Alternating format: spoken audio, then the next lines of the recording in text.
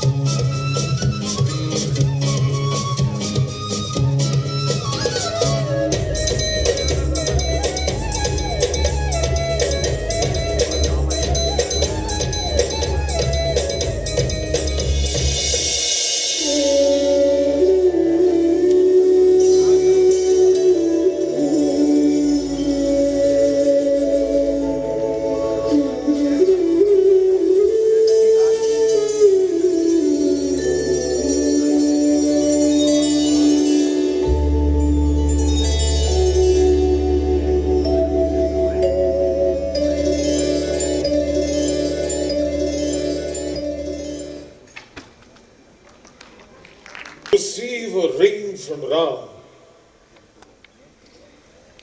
was enough for Sita to lift her spirits and her mood.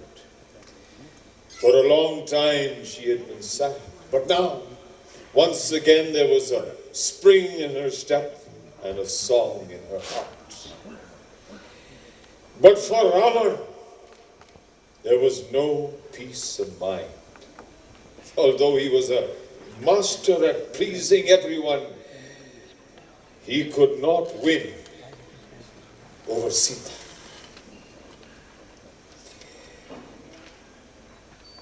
Ravan had charmed Lord Shiva with his music. He played the Rudra Veena with his own nerves as strings. He had won the heart of Brahma with his intense tapasya. Pleased, Brahma had granted Ravan the nectar of immortality.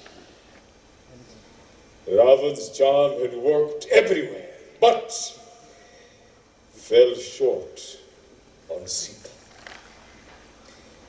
Mesmerized by her beauty, Ravan's desire knew no bounds.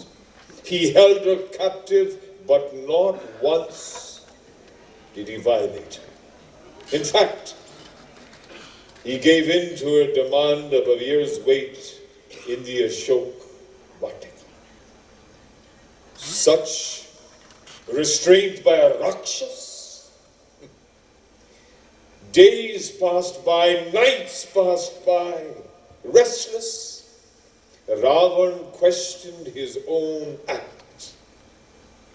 Learned was he with deep knowledge of the holy scriptures and Vedas. But today, he sought advice and called upon his council of ministers. His commander-in-chief said, abducting a woman when her husband away is not the work of a hero. You should have first dealt with the men and then taken the woman. You ignored everything and took the woman in haste. You have done incompatible things. You have desired to appropriate another man's wife, which is against all the codes of conduct. You snatched away a beautiful woman, turning a deaf ear to her screams and appeals, and kept her a prisoner for all these long, months. Since you have gone so far, you should keep her and let us fight for her possession.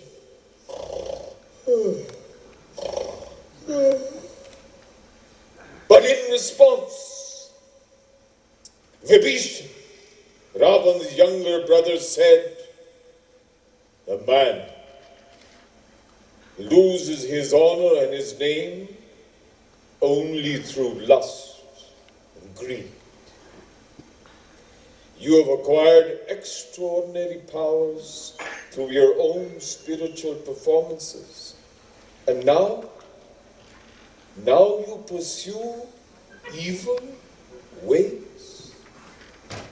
The boon of immortality protects you from gods and demons, but your arrogance sought no protection from human beings. Do not be contemptuous.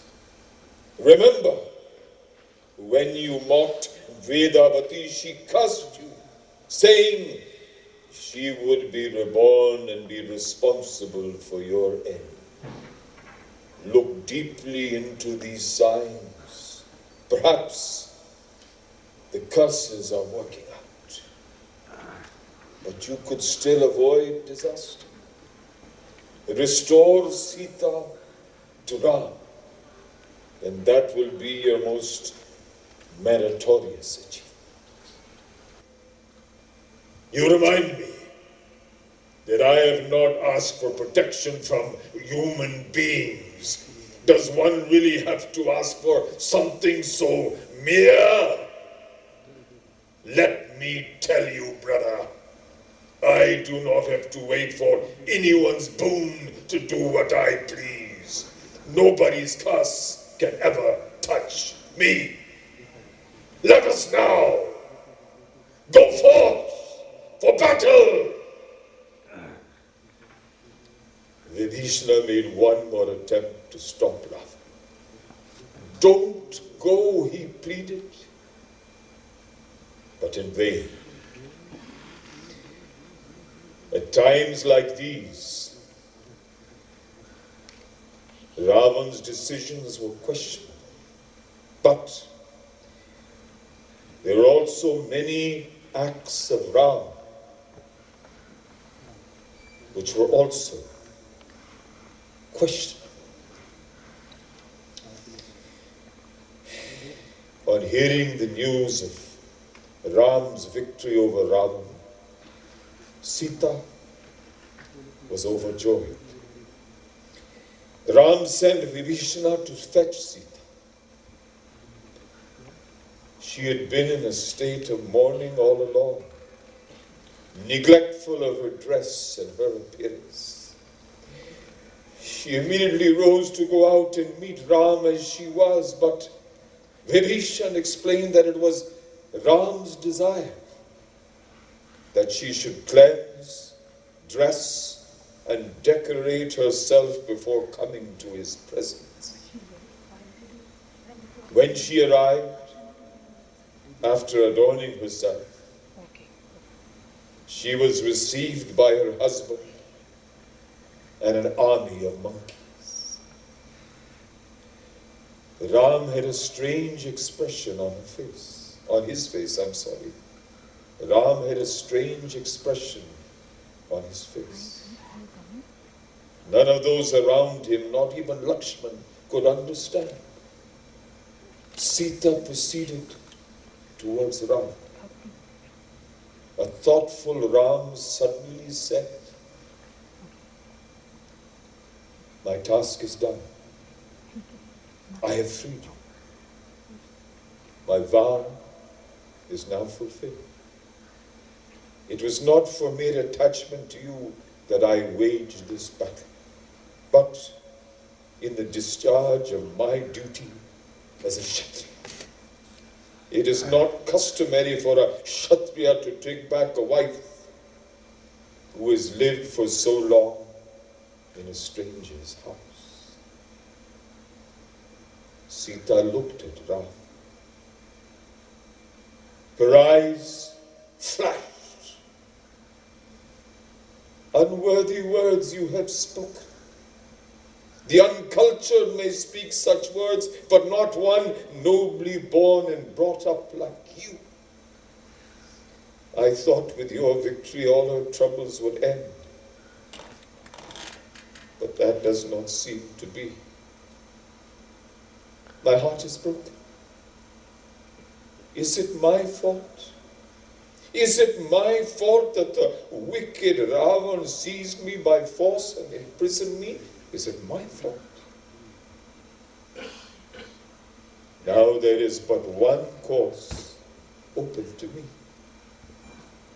She beckoned to Lakshman. Light a fire at once on this very spot. Lakshman, watching in dismay, turned to look at Ram's face. But Ram remained passive. Obeying Sita, Lakshman got ready a roaring fire. The entire crowd watched, stunned by the turn of events. The fire rose to the height of a tree. Sita approached the pyre and said, "Oh, Agni, be my witness. At least you know my purity and will take me as your own." And with these words, she leapt into the golden blaze. Within minutes, all the gods and goddesses descended. Agni, the god of fire, lifted Sita intact and untouched and presented her to Ram.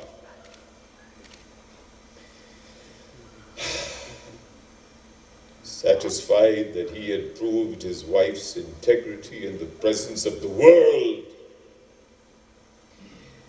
Ram now happily welcomed Sita back.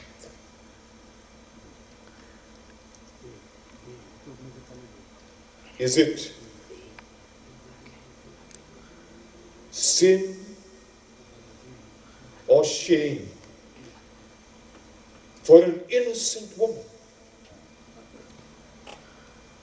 if a villain behaves like a brute with her?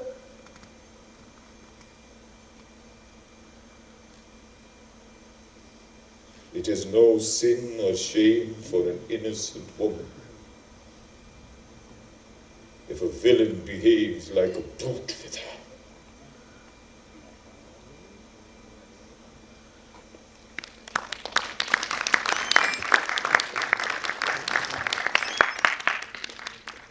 Tale full of love, lust, power, revenge, and war. Through its many chapters, a new plot and subplots unravel. Each episode is replete with colorful characters, situations, and interesting twists. One of the biggest turns of the Mahabharata is the game of dice.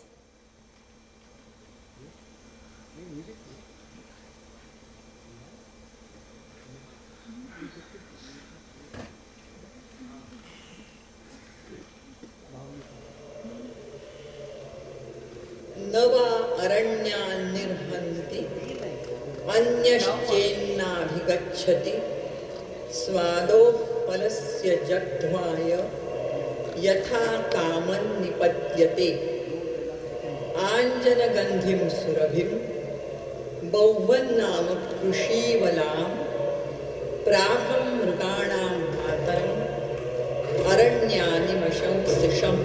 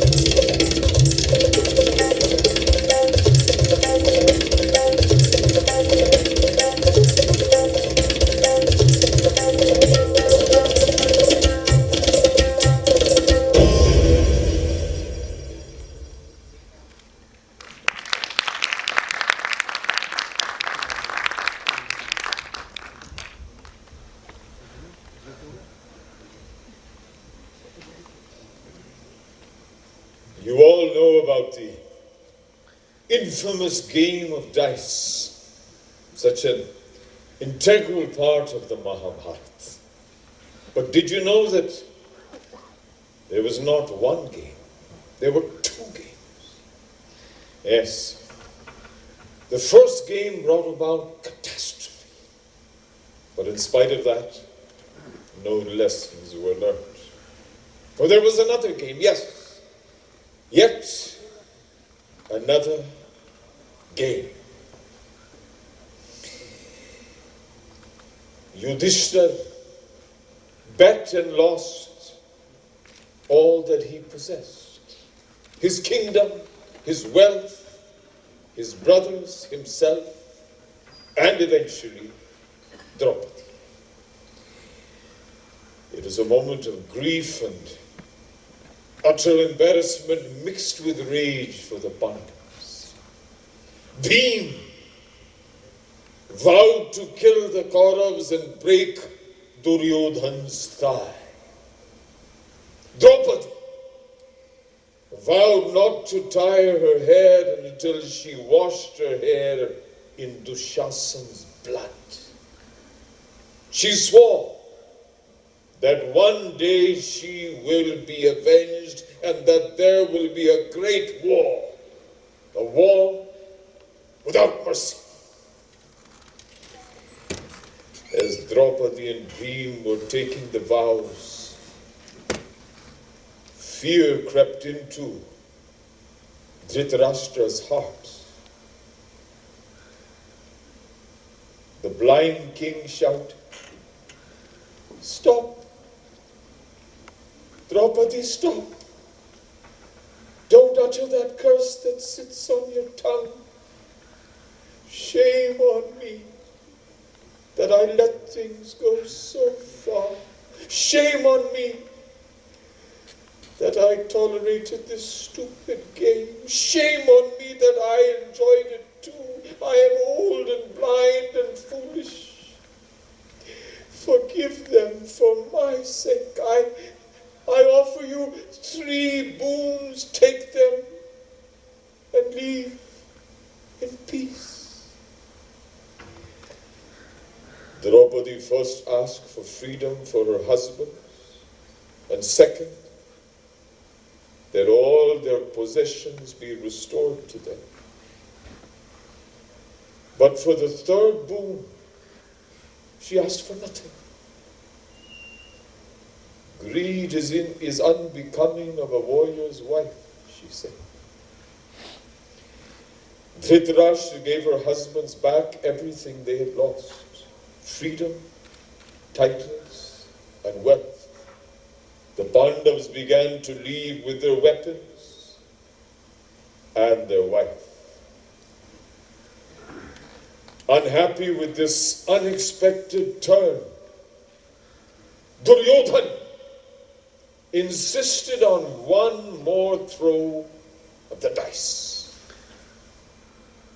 Karan chuckled. Draupadi is the raft that saved the drowning Pandavas. Have you no shame, saved by a woman?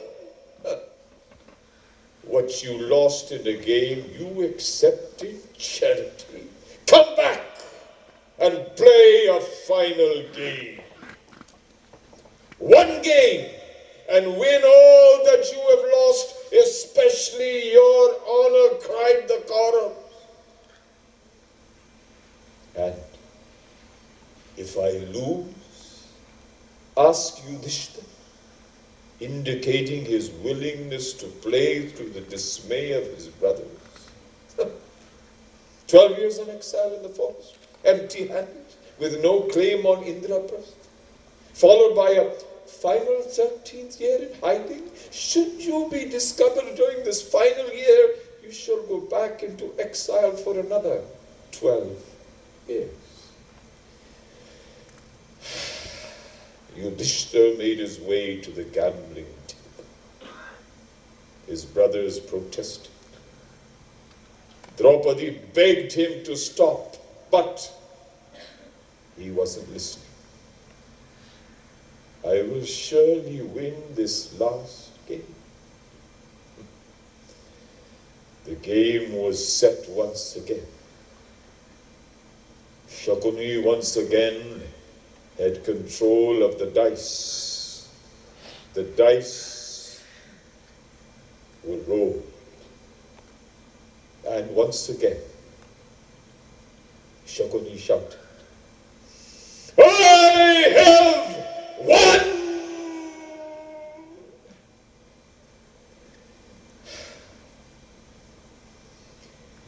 In exile,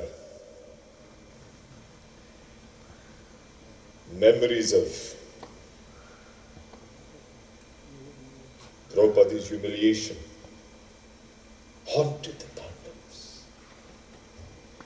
They wanted somehow to make her happy again, but she was always melancholy. According to folklore, it is said that one day Draupadi came upon a jambu or a jamun tree on which she saw a fruit which made her mouth water. No sooner did she pluck it than she heard the tree speak. What have you done? This fruit has been hanging here for 12 years. On the other side of this tree sits a rishi who has been performing tapasya. Later today he will finally open his eyes and eat this fruit, his first meal in 12 long years. But now you have contaminated the fruit with your touch. He will go hungry and the fault will be all yours. The terrified Draupadi fetched her husbands and begged them to do something. You are strong, Bhim. Can you fix the fruit to the tree?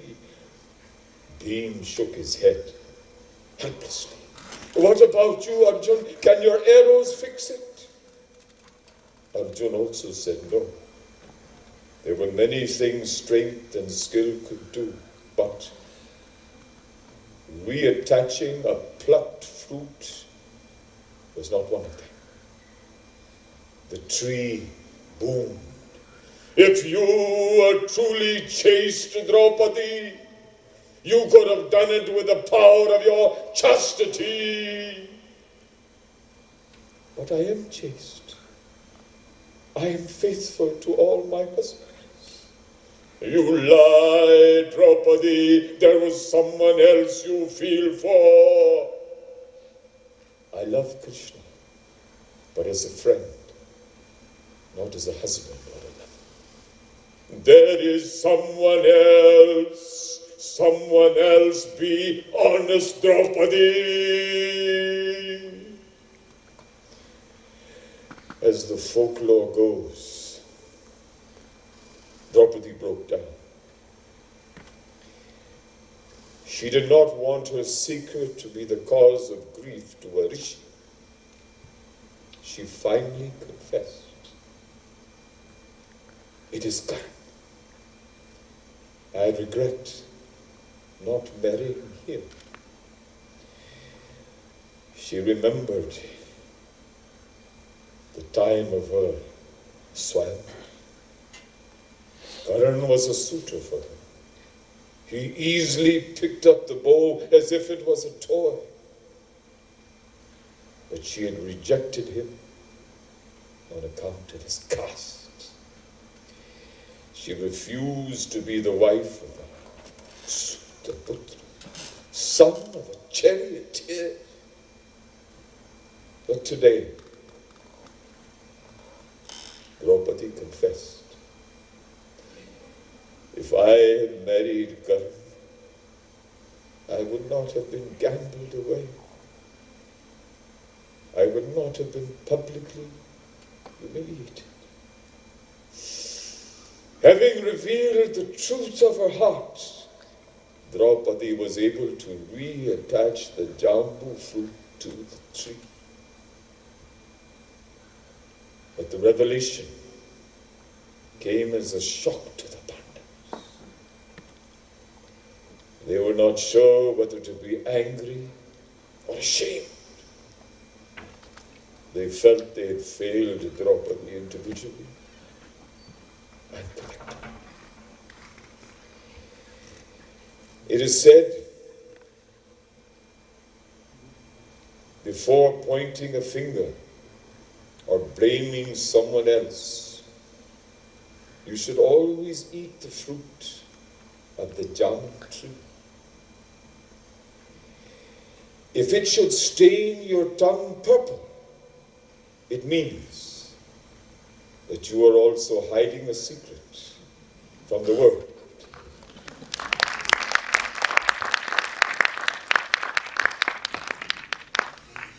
ये देख मेरा बाण तेरे प्राण नाश निमित्त है, तैयार हो, तेरे अघों का आज प्रायश्चित है।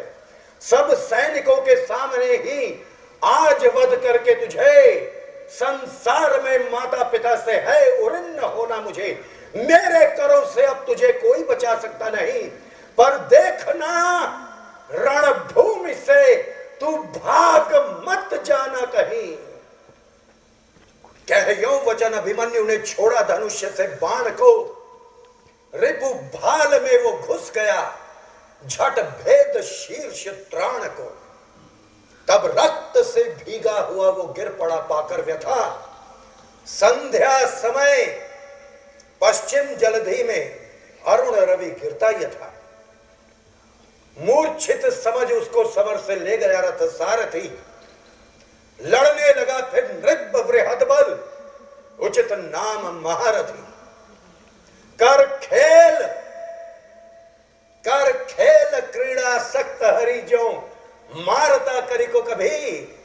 मारा उसे अभिमन्यु ने, क्यों छिन्न करके तनु सभी। उस एक ही अभिमन्यु से यो युद्ध जिसने किया, मारा गया अथवा समर से विमुख होकर ही जिया। जिस भांति विद्युत दाम से होती सुशोभित घन घटा, सर्वत्र छिटकाने लगा वो समर में शस्त्र छटा। तब कर्ण द्रोणाचार्य से साश्चर्य यूं कहने लगा, आचार्य देखो तो नया, ये सिंह सोते से जगा। रघुवर विशिख से सिंधु सम, सब सैन्य इससे व्यस्त हैं। ये पार्थ नंदन, पार्थ से भी धीर वीर प्रशस्त है। होना विमुख संग्राम से है पाप वीरों को महा, ये सोचकर ही इस समय ठहरा हुआ हूं मैं यहां। अब जैसे बने मारना ही योग्य है इसको यहीं, सच जान लीजिए अन्यथा निस्तार फिर होगा नहीं। वीराग्रणी अभिमन्यु तुम हो, धन्य इस संसार में। हैं शत्रु भी यो मग्न जिसके शौर्य पारावार में। होता तुम्हारे निकट निष्प्रभ, तेज शशि का सूर्य का, करते विपक्षी भी सदा गुणगान सच्चे शूर का। तब सप्तरथियों ने वहां रत हो महादुष्कर्म में, मिलकर किया आरंभ उसको विद्ध करना मर्म में। कृप, कर्ण, दुशासन, सुयोधन, शकुनी, सुत युक्त द्रोण भी उस एक बालक को लगे मारने बहुविध सभी। अर्जुन तनय अभिमन्यु तो भी अचल सम अविचल रहा। उन सप्तरथियों का वहां आघात उसने सब सहा, पर एक साथ प्रहार करता हो चतुर्दश कर जहां, युग कर कहो, क्या क्या यथायथ कर सके विक्रम वहां।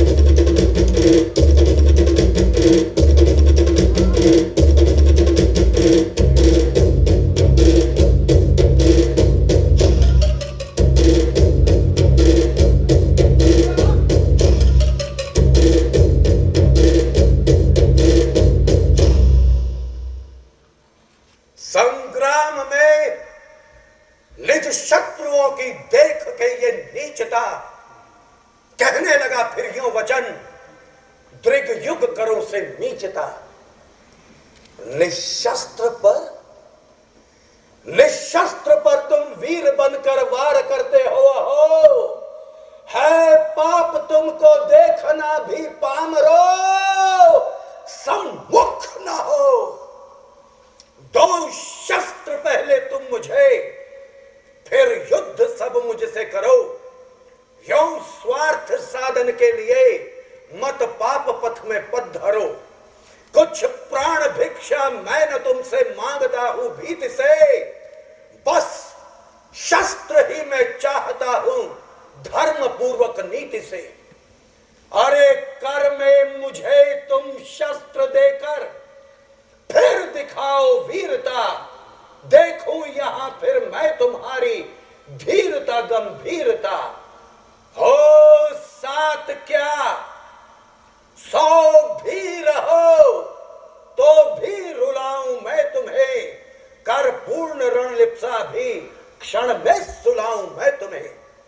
निशस्त्र पर आघात करना सर्वथा अन्याय है, स्वीकार करता बात ये सब शूर जन समुदाय है।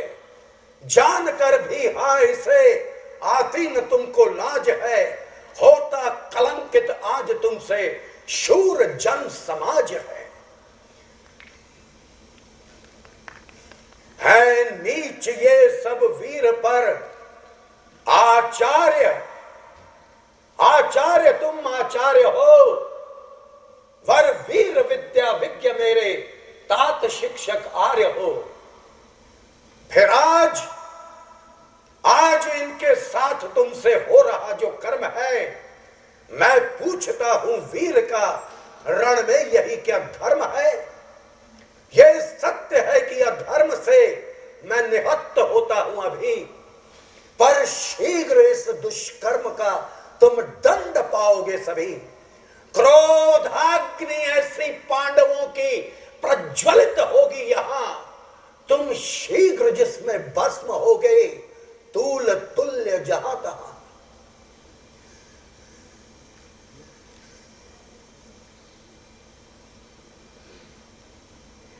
हे तात, हे मातुल, तुम हो जहां है प्रणाम तुमको वहीं। अभिमन्यु का इस भांति मरना भूल मत जाना कहीं। निरुपाय निरुपाय तब अभिमन्यु ये अन्याय से मरता हरे।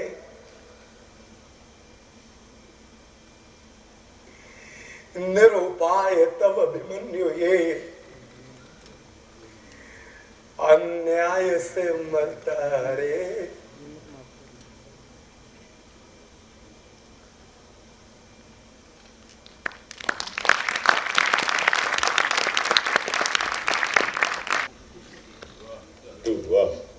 आचार्य तुम आचार्य हो, वाह वाह वाह।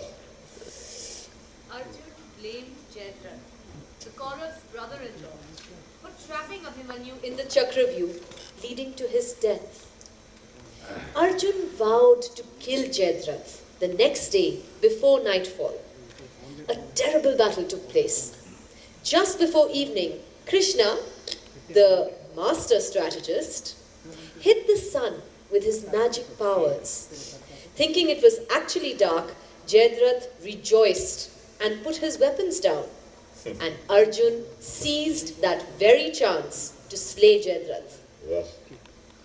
Charu, interestingly, very few people know that there was a kidnapping in the Mahabharata also. The same Jayadratha, that's right, the same Jayadratha had abducted Draupadi, his own sister-in-law, wishing to marry her. He was caught by the Pandavas and humiliated. The insult had scorched Jayadratha. Revengeful, he destroyed Abhimanyu. Every action has its own consequences. Thus, it is important to look at how we handle various moments in life. Arjun made best use of the moment when he was cursed by Urvashi. Do you know the story? Tell me, tell me. The Apsara Urvashi, she had been rejected by Arjun.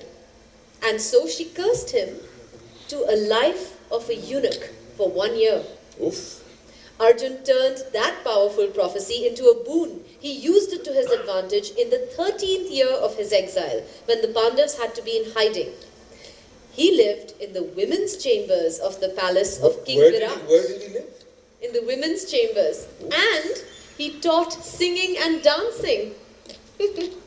Even Krishna was skilled at handling circumstances. He could understand people's weaknesses and use it for the benefit of others.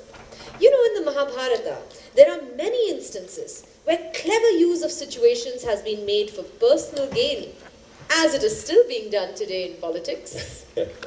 But sometimes situations get tricky too, as in the case of the Pandavas. Kunti advised her sons to share everything equally, on bringing Draupadi home to his mother Yudhishthira, and said, "Look, mother, at what we have brought."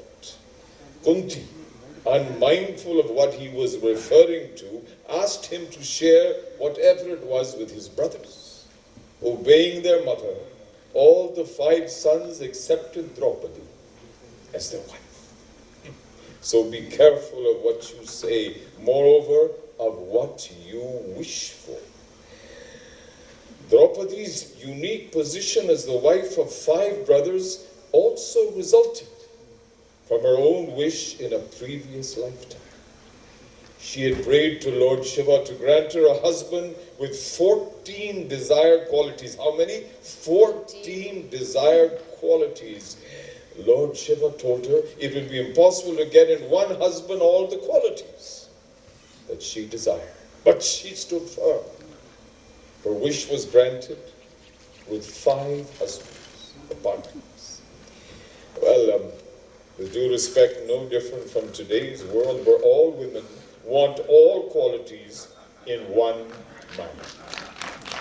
Well, excuse me, but men aren't that far behind in their wants. Ravan, he was surrounded by beautiful women, yet he lusted after Sita, another man's wife. In the battle to win her, he turned to Kumbhakaran. Kumbhakaran, a mighty warrior, decided to fight Ram for the love of his brother, whereas Vibhishan stood up for what he considered right. He too loved his brother dearly, but he joined forces with Ram, opposing his own brother in war. But what then is considered appropriate? To stand up for love or to stand up for truth? Truly, Charu, truly. Not everything is black or white. Every person has a good and a bad side. There are negatives in the acts of Ram, just as there are positive in the acts of Ravan. Ravan never violated Sita. Ram rejected his own wife to keep up with the expected social norms, plagued by recurrent rumors of her chastity. The pregnant Sita was abandoned in the forest. Her final Bhumi Pravesh continues to point towards the suffering of women until today. There is a Ram and a Ravan in everybody. Each one must look inside for their own shades, but we could go on and on. Let us not get stuck in our own Chakravyuh. One thing is certain, all these epics are still relevant today. And as we all know, we are still reliving these epics. Even today.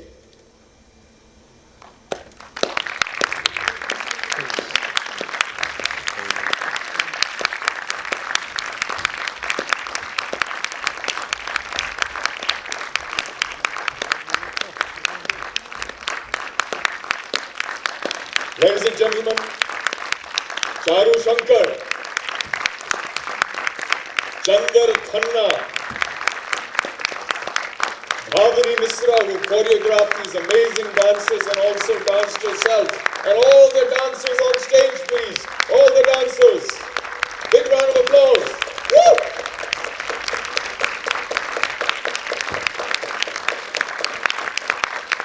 And the writer of the amazing, amazing script, Twinkle Pandey, there she is. Yes.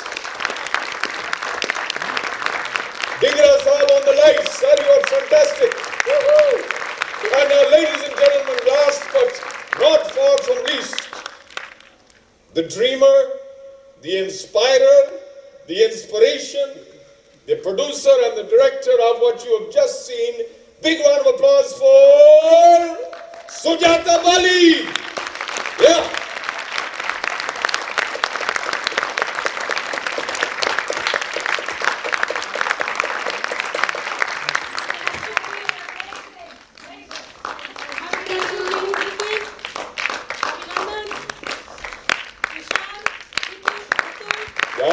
They were fantastic backstage, all of them fantastic.